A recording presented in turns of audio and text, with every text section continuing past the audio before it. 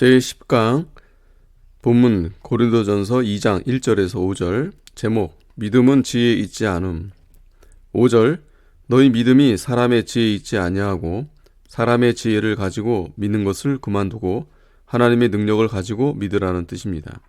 세상에서 지혜가 있으면 잘 살 수 있고 지혜가 없으면 못 사는데 어찌하여 지혜를 가지고 믿지 말라고 하시는가? 이 지혜를 가지고 예수를 믿으면 결국에는 예수를 믿지 못하게 될 것입니다. 그 지혜는 무슨 지혜인가?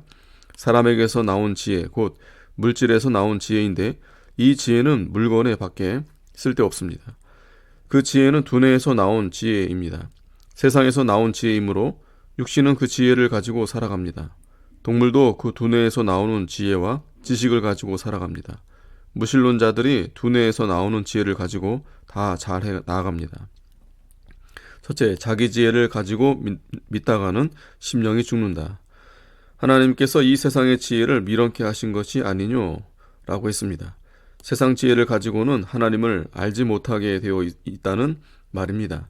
자기 지혜를 가지고 하나님을 알려고 하다가 천국 일이 알아지지 않을 때 낙심하고 돌아가지 말라는 것입니다. 하나님을 아는 지혜를 가진 것은 영혼입니다.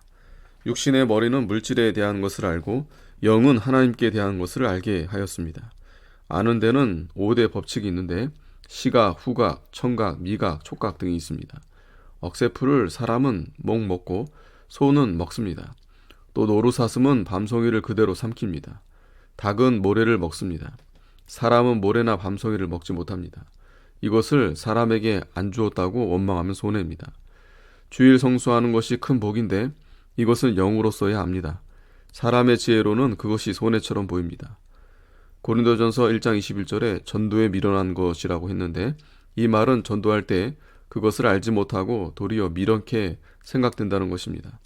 영의 작용과 육의 작용의 분별은 어떻게 하나? 예수 십자가 대속으로 구주 되시는 말을 들을 때 성령이 그 사람의 영에 감화시킵니다. 그 말씀을 믿겠다는 동작을 하는 것은 영의 작용입니다. 그제서야 예수님 계신 것을 압니다. 내세와 하나님이 믿어지고 하나님의 말씀이 참 생명의 말씀으로 들려집니다. 영의 지혜로 영계의 것을 안 증거는 첫째, 기쁘고 즐겁고 평안합니다. 둘째, 하나님을 좋아합니다.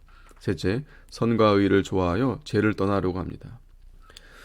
둘째, 자기 지혜로 믿으려는 자는 자기 괴울에 빠진다.